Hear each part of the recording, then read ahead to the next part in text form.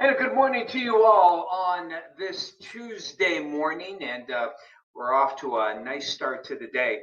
But want to switch gears here, and I do this occasionally when unfortunate passings take place here, and I've got two people here that I'd like to just chat about a little bit of people who we lost. The first person that I want to chat about was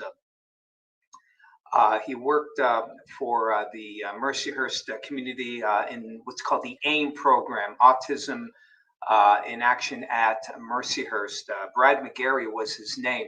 For most of you, you may not know the name, but if you have anyone in the autism world here in Erie, he really was a pioneer. I got to know Brad because uh, Brad saw a need. We have many, by the way, we have many great services here in Erie. And having a daughter myself who's autistic, my wife and I got to know many of these good services, the Barber Center and places like that, that really helped my daughter along.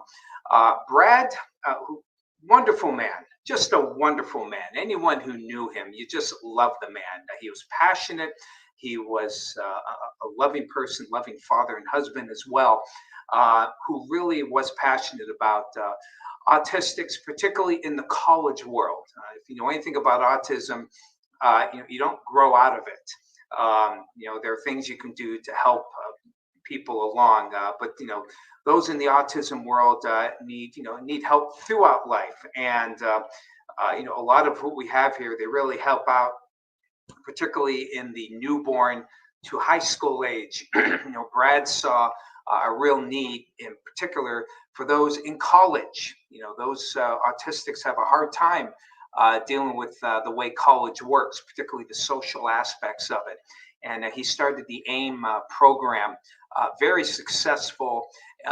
In a nutshell, brought or gave autistics the opportunity to get through the college, curriculum and really, develop a good career.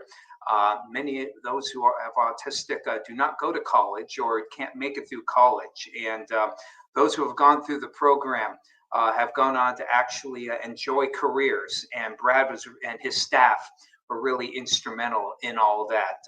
He had ALS, and unfortunately, he succumbed to the disease. And just a great, wonderful man, wonderful man who leaves man and wife, 5 children as well. So please keep him in your prayers. Another person we lost, in the media community, of course, we have Jet and Fox.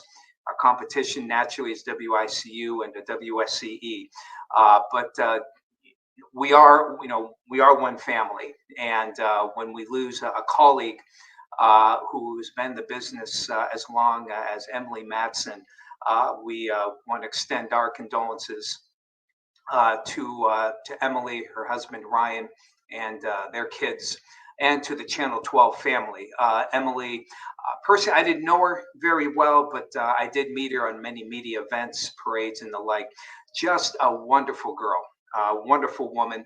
And those who knew her, people, the colleagues that I do know who are good friends with her, who worked with her, said that not only was she a great person and a great girl, but also the consummate professional, an award-winning reporter, excellent reporter, an excellent, anchor as well. I did watch her from time to time. Erie really lost professional 20 years at WICU, and just passed away way too young, barely over 40 years old. And we really lost a true professional in the field here. So, our hearts go out to Emily, her family, and to her WICU colleagues who loved her dearly. And, like I said, I'm glad to have met her a few times, reading other Facebook posts from other people who knew her so much better. What you saw is, what you perceive about her is absolutely how she was in life. A wonderful person and a wonderful professional. And Erie certainly is going to miss her, and Northwest Pennsylvania as well.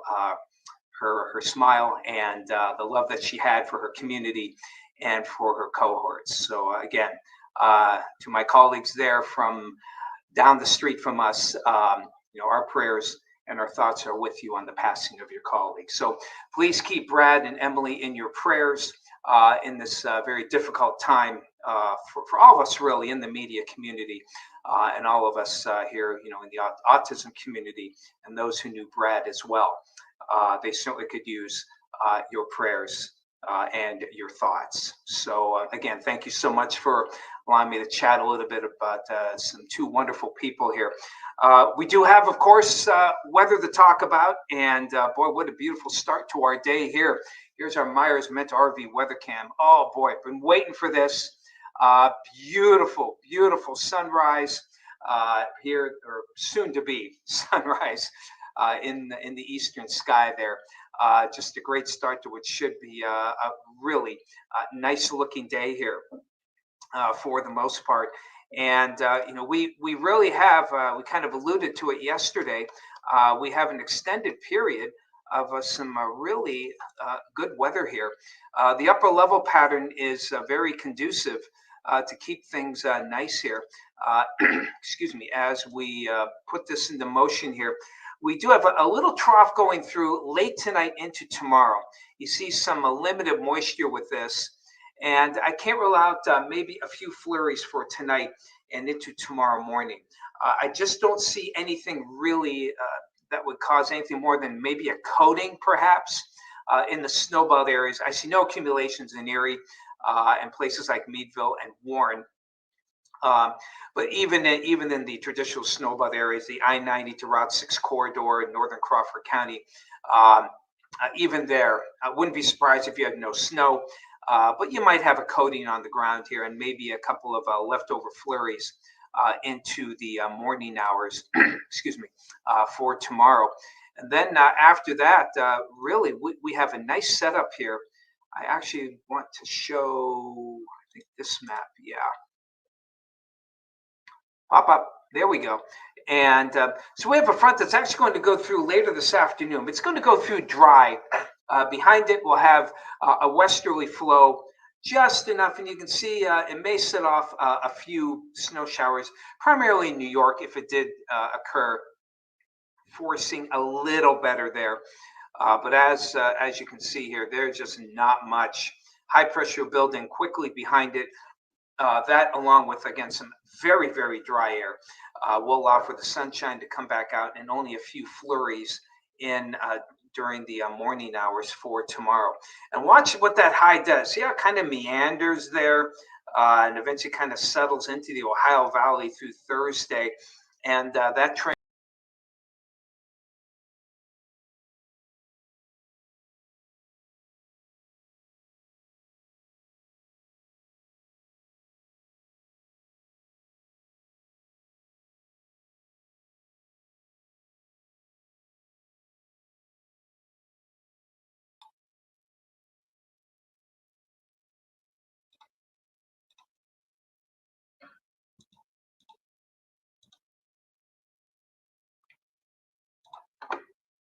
Okay, looks like I lost the graphic system here for some reason.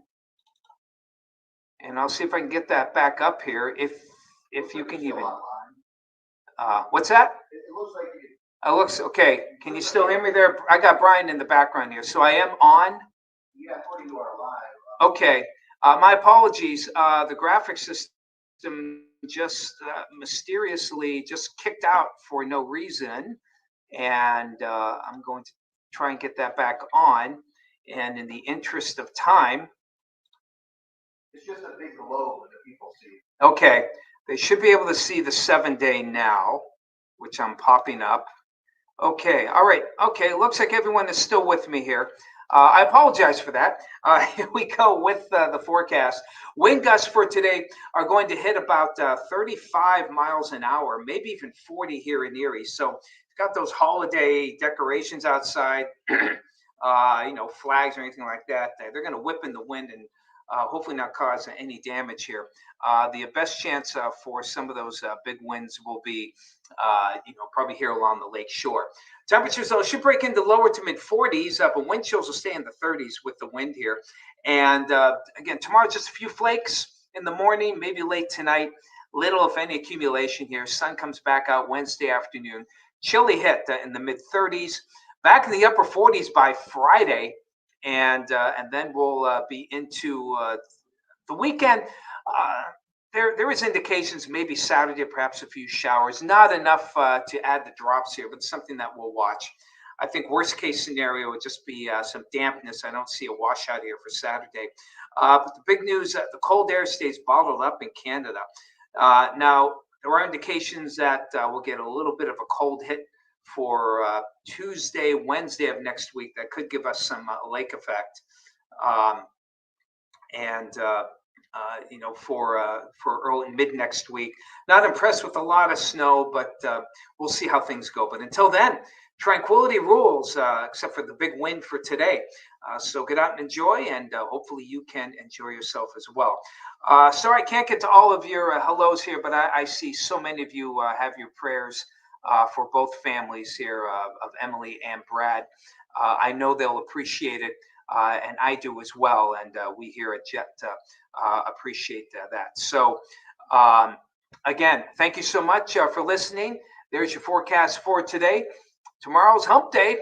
We'll get going with that. Take care and enjoy.